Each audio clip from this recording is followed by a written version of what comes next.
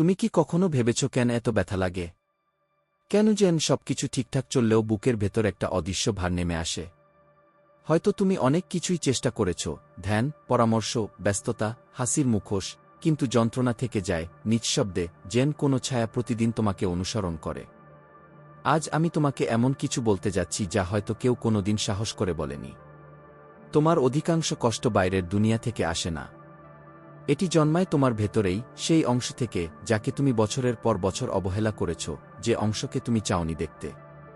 মনোবিজ্ঞানের মহারথী curl ইয়ুং একবার বলেছিলেন, যা তুমি চেতনায় আনতে চাও না, তা একদিন ভাগ্য হিসেবে ফিরে আসে কি, আর সেটাই এখন তোমার জীবনে ঘটছে। জীবন তোমাকে কিছু শেখাতে চাইছে, কিন্তু তুমি শুনছ না। তুমি পালিয়ে যাচ্ছ, তুমি নিজেকে ভোলাতে চাও অস্থায়ী সুখের ভেতর, ফাঁপা সম্পর্ক আর নীরব আসক্তির আড়ালে। তুমি ভাবছ সময় সব ঠিক করে দেবে, কিন্তু তা হয় না, তাই তো? কারণ এই ব্যথা নিঃশেষ হতে চায় না, সে বোঝা হতে চায়, দেখা হতে চায়।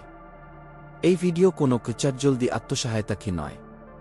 আমি এখানে সুন্দর কিছু বুলি বলার জন্য আসিনি। আমি এসেছি তোমাকে নাড়িয়ে দিতে, তোমার সেই লুকোনো মুখোশের ভেতর তাকাতে বাধ্য করতে, যে মুখ তুমি নিজেকেও দেখাও না।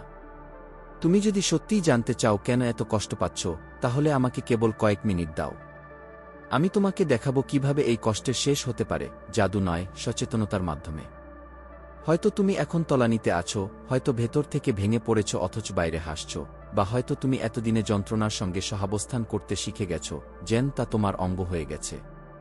কিন্তু এক কঠিন সত্য আজ জানতে হবে, যতদিন তুমি সাহস করে নিজের ব্যথার মূলে না পৌঁছাও, ততদিন তা থেকে মুক্তি নেই। ইয়ুং তার জীবন উৎসর্গ করেছিলেন এই অন্ধকার ভূখণ্ডের মানচিত্র তৈরি করতে, মানুষের আত্মার সেই গভীর প্রদেশ যেখানে আলো আর ছায়া একে অপরকে ছোঁয়। তিনি জানতেন যে নিজের অন্ধকারে নামতে পারে, সেই সত্যিকারের আলো পায়। তাই যদি তুমি আমার সঙ্গে সেই পথে হাঁটতে চাও, আমি একটাই প্রতিশ্রুতি দিতে পারি, এই ভিডিওর শেষে তুমি আর আগের মতো থাকবে না।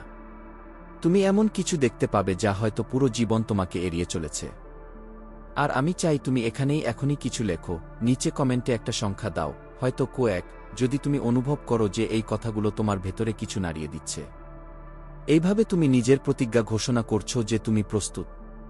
লাইক করো, শেয়ার করো, আর সবথেকে গুরুত্বপূর্ণ, শেষ পর্যন্ত থেকো, কারণ এই ভিডিওর শেষে তোমার জন্য আছে এক অত্যন্ত গুরুত্বপূর্ণ বার্তা, যা তোমার দৃষ্টিভঙ্গি বদলে দিতে পারে চিরতরে। এখন গভীর শ্বাস নাও।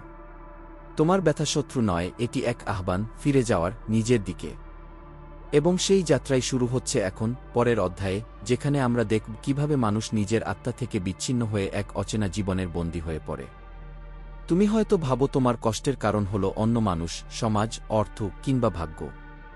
হয়তো তুমি মনে করো তোমার ব্যথা আসে তোমার চারপাশের অস্থিরতা থেকে, বশের চাপ, সম্পর্কের ভাঙন, অথবা অপূর্ণ প্রত্যাশা থেকে। কিন্তু গভীরে সত্যটা একেবারেই অন্য। প্রকৃত কষ্টের উৎসে বাইরের পৃথিবী নয়, বরং তোমার নিজের ভেতরকার বিচ্ছিন্নতা। সেই মুহূর্ত যখন তুমি নিজের প্রকৃত সত্তা থেকে দূরে সরে যেতে শুরু করেছিলে, তখনই ব্যথার বীজ রোপিত হয়েছিল। কার্ল ইয়ুং বলেছিলেন, আত্মার সবচেয়ে বড় ট্র্যাজেডি হল এমন জীবন যাপন করা, যা তোমার নিজের নয় গি, আর সেটাই তুমি করছো। শৈশব থেকেই তোমাকে শেখানো হয়েছে মানিয়ে নিতে, ভালো হতে, সবাইকে খুশি রাখতে। তুমি শিখে গেছো কিভাবে নিজের সত্যিকারের অনুভূতিগুলো লুকিয়ে রাখতে হয় যাতে অন্যেরা তোমাকে গ্রহণ করে। বছর যেতে যেতে তুমি নিজেরই ছায়া হয়ে উঠেছ, এক চরিত্র, এক অভিনয়, এক মুখোশ। তুমি রাগ চেপে রাখো, কান্না গিলে ফেলো, ইচ্ছে অস্বীকার করো। আর এখন তুমি বহন করছো এমন এক ব্যথা যার কোনো ভাষা নেই। এটি এমন ব্যথা যা চিৎকার করে না, কিন্তু ধীরে ধীরে তোমাকে নিঃশেষ করে ফেলে। এই হলো আত্মার বিচ্ছিন্নতা, সেই নিঃশব্দ রোগ যা মানুষকে ভেতর থেকে ফাঁকা করে দেয়। তুমি আয়নায় তাকাও, কিন্তু চিনতে পারো না নিজের মুখ। তুমি অভ্যস্ত হয়ে গেছো সেই ভূমিকায় যা সমাজ তোমাকে দিয়েছে, কিন্তু তোমার আত্মা সব জানে। আত্মা বোঝে কবে সে মিথ্যার ভেতর বন্দী। তখন সে চিৎকার করতে শুরু করে, উদ্বেগে, অনিদ্রায়, বিষণ্ণতায়, অপরাধবোধে। এইসব অনুভূতি কোনো সমস্যা কি নয়, বরং আত্মার বিপদের সংকেত। ভুল বুঝো না, ব্যর্থতা নয় যা তোমাকে আঘাত করে। আঘাত দেয় সেই মিথ্যা ধারণা যা তুমি নিজের সম্পর্কে তৈরি করেছ। একাকিত্ব নয় যা তোমাকে কষ্ট দেয়। কষ্ট দেয় সেই শূন্যতা যখন তুমি জানো না তুমি আসলে কে। মানুষ নয় যারা তোমাকে আঘাত করে। তুমি নিজেই আঘাত করো নিজেকে, প্রতিবার যখন নিজেকে ত্যাগ করো কেবল মানিয়ে চলার জন্য। যতক্ষণ এই বিচ্ছিন্নতা থাকবে, ততক্ষণ যন্ত্রণা তোমাকে ছাড়বে না। কারণ তুমি এমন ক্ষত সারাতে চাও যার মূলটা বাইরের নয়, ভেতরের। কিন্তু মনে রেখো, এই ব্যথা কোনো শাস্তি নয়। এটি এক সতর্কবার্তা, ফিরে যাও নিজের কেন্দ্রে। ইয়ুং বিশ্বাস করতেন প্রতিটি কষ্টই রূপান্তরের প্রথম ধাপ। ব্যথা আসে তোমাকে জাগিয়ে দিতে, তোমার প্রকৃত সত্তায় ফেরাতে। এই ফেরার শুরু হয় পালানো থামিয়ে শোনা দিয়ে, সেই নিঃশব্দ কণ্ঠকে শোনা যাকে তুমি বছরের পর বছর চেপে রেখেছ। তোমার আত্মা এখনও অপেক্ষা করছে তোমার ফিরে আসার জন্য। আর এখানেই আমাদের যাত্রা মোড় নেয়। কারণ এখন আমরা প্রবেশ করব মানুষের মনস্তত্ত্বের সবচেয়ে বিপজ্জনক অথচ মুক্তিদায়ক অঞ্চলে, সেই অন্ধকার কোণে যেখানে তুমি মুখোমুখি হবে নিজেরই গোপন রূপের সঙ্গে। সেটাই হল ছায়া, যা ইয়ুং মানব মনের সবচেয়ে গভীর সত্য বলে ঘোষণা করেছিলেন।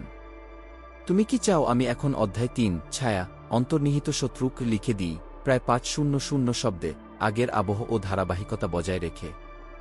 তুমি এখন বুঝতে শুরু করেছ যে তোমার কষ্ট আসলে নিজের সঙ্গে বিচ্ছিন্নতার ফল। কিন্তু এখানেই লুকিয়ে আছে আরও গভীর এক সত্য যা মানুষ সারা জীবন এড়িয়ে যায়।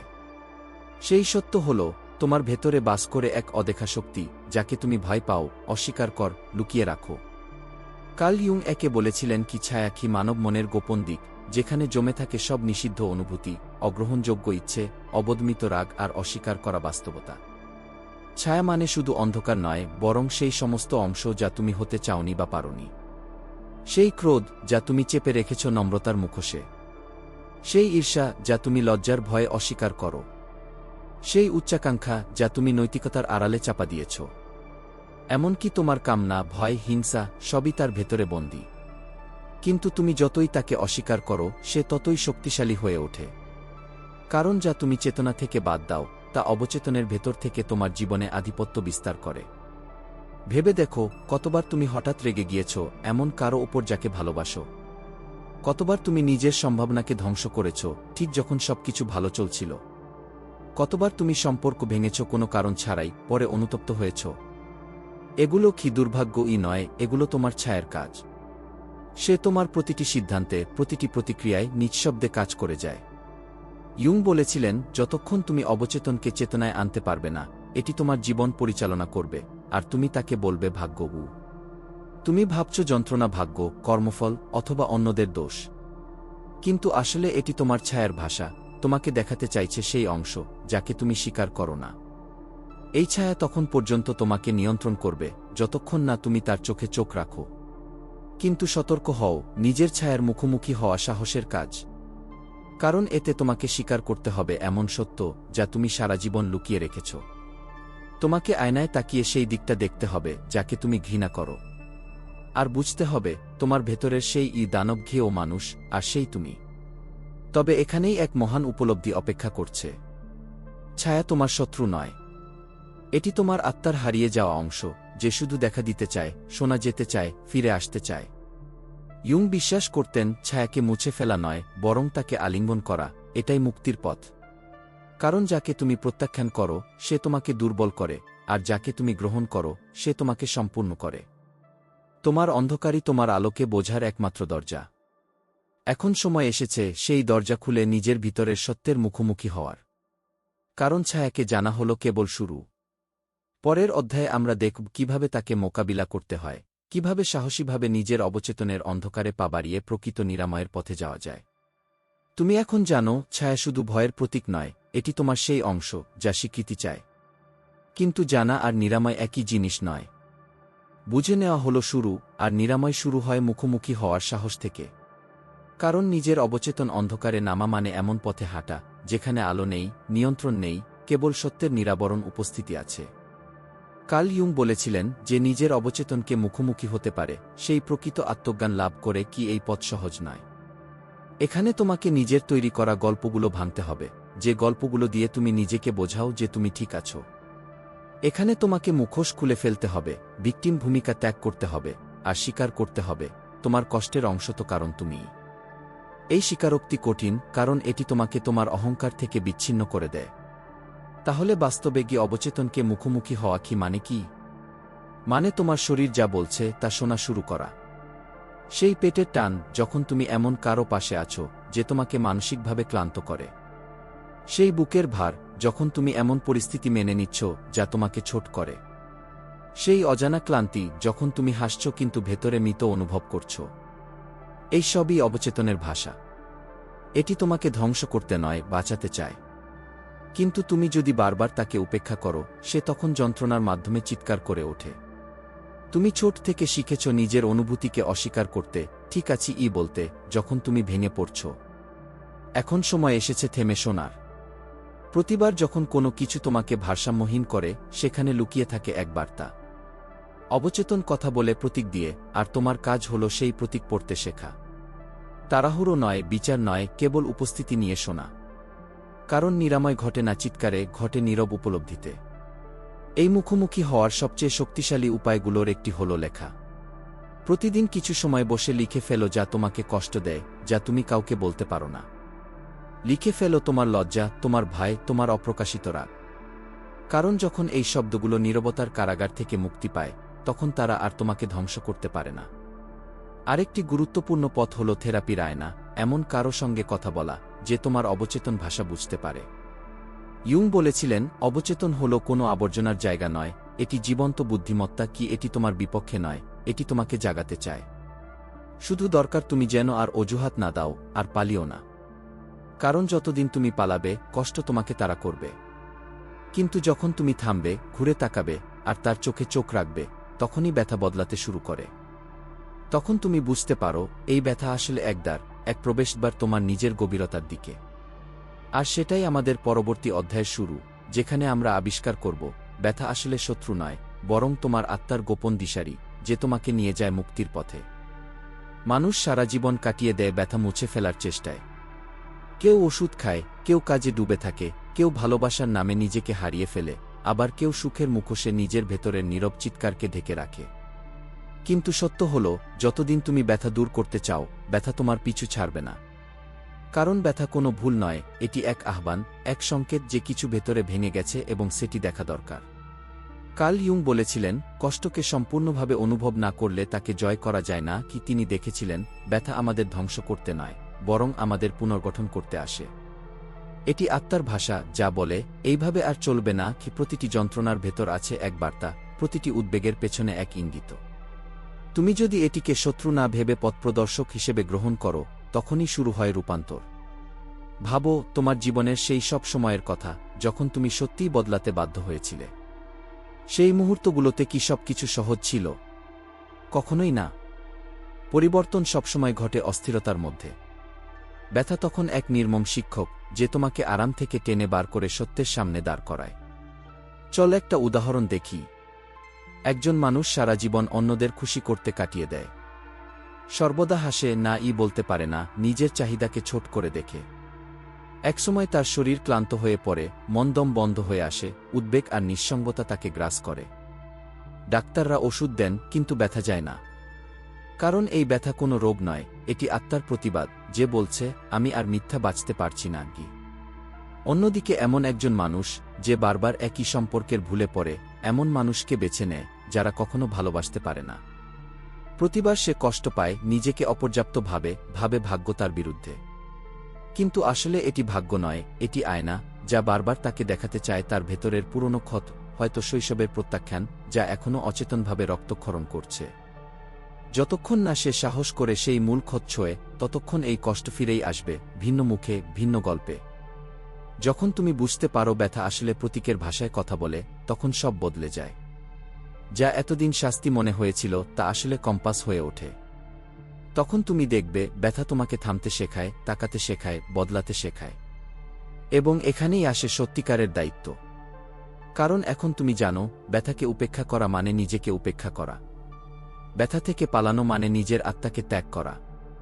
কিন্তু যদি তুমি সাহস করো ব্যথাকে ভালোবাসা নিয়ে শোনার, বিনম্রতা আর উপস্থিতি নিয়ে গ্রহণ করার, এটি তোমাকে নিয়ে যাবে এমন এক জায়গায়, যেখানে আছে শান্তি, বাইরের নয়, ভেতরের। এই শান্তির দোরগোড়ায় পৌঁছালে তুমি বুঝবে, প্রকৃত নিরাময় মানে ব্যথাহীন হওয়া নয়, বরং ব্যথাকে সচেতনতার আলোয় রূপান্তরিত করা। আর ঠিক এখান থেকেই শুরু হয় আমাদের শেষ অধ্যায়, যখন মানুষ নিজের অন্ধকার পেরিয়ে ছায়াকে আলিঙ্গন করে, অবশেষে নিজের পূর্ণতায় পৌঁছায়। কোনো এক সময় আসে, দীর্ঘ আত্মসংঘর্ষের পর, যখন কিছু পরিবর্তন হয়ে যায়। তা হঠাৎ নয়, কোনো নাটকীয় বিস্ফোরণও নয়, বরং এক নরম হাওয়া, অদৃশ্য অথচ গভীর, যা তোমার আত্মার আবহাওয়া বদলে দেয়। এটি সেই মুহূর্ত যখন তুমি প্রতিরোধ থামাও। প্রথমবারের মতো তুমি যুদ্ধ নয়, গ্রহণ করতে শেখো। আর সেই গ্রহণের মধ্য দিয়েই তুমি প্রথমবার সম্পূর্ণ হতে শুরু করো। কিন্তু সম্পূর্ণ হওয়া কি আসলে কি?